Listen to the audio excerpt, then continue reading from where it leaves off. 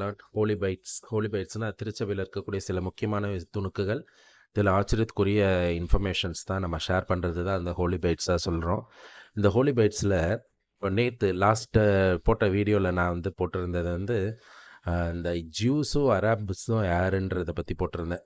அதாவது அப்ரஹாமோட 2 மகன்களில் ஒருவர் வழி வந்தவர்கள் தான் அராப்காரர்கள், ஒரு வழி வந்தவர் தான் வந்து ஜூஸ்ன்னு நம்ம சொல்லப்பட்டோம் இல்லையா? ஸோ அப்போது ஏதோ ஒரு விதத்தில் நாமளும் அதை ஜூஸும் அராப்காரர்களும் வந்து ஒரு உறவுக்காரர்கள்.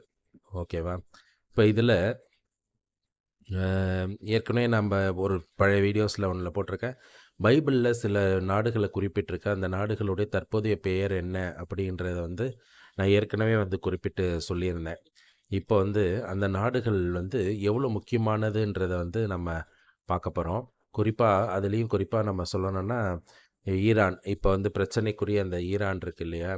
இந்த ஈரானோட முக்கியமான விஷயங்களில் வந்து ஒன்று, பைபிளில் வந்து ஈரானை வந்து பெர்ஷியான்னு குறிப்பிட்டிருக்காங்க. அதாவது பெர்ஷியான்னு சொல்லப்பட்ட அந்த நாடு தான் இப்போ இருக்க ஈரான் சொல்லப்படுது. ஈரான், மெசபடோமியான்னு சொல்லக்கூடிய ஈராக்கு, அந்த அரேபியா கண்ட்ரிகள், இது எல்லாமே வந்து சேர்ந்தது பைபிளில் வந்து ட்ராவல் பண்ணப்படுது. இதில் இந்த ஈரான் நாட்டில் இப்போ போர் நடந்துட்டு இருக்கிறது நம்ம எல்லாருக்குமே தெரியும்.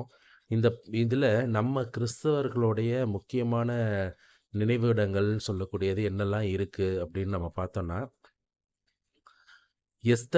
எஸ்தர் மகாராணி இருக்காங்க இல்லையா?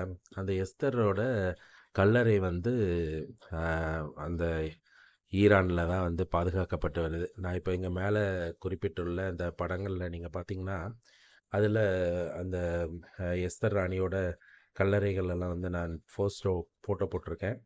அதே மாதிரி தானியல்னு சொல்லக்கூடியவர், அவர் வந்து ஒரு பெரிய இறைவாக்கினர், வீரர் அப்படின்னு சொல்லக்கூடியவர். அவரோட கல்லறையும் வந்து ஈரானில் தான் வந்து பாதுகாக்கப்பட்டு வருது. அதே மாதிரி பார்த்தோம்னாக்கா சூசன்னான்னு சொல்கிறது முக்கியமான ஒரு கேரக்டர் பைபிளில். அந்த சூசன்னாவோட அரண்மனை அது வந்து ஈரானில் தான் இருக்குது.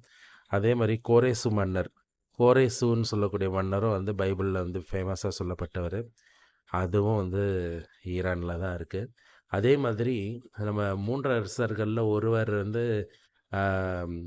ஜோரேட்டிசம்மை வந்து ஃபாலோ பண்ணவர்னு சொல்லப்படுது. அவரும் வந்து அநேகமாக ஈரான்லேருந்து தான் வந்திருப்பார் அப்படின்னு சொல்லி நம்பப்படுது. அந்த மாதிரி ஈரானோட இம்பார்ட்டன்ஸ் வந்து என்னன்றதை தான் வந்து இன்றைக்கி நம்ம இதில் பார்த்துருக்கோம். Praise the Lord. இது எல்லாருக்கும் ஷேர் பண்ணுங்கள்.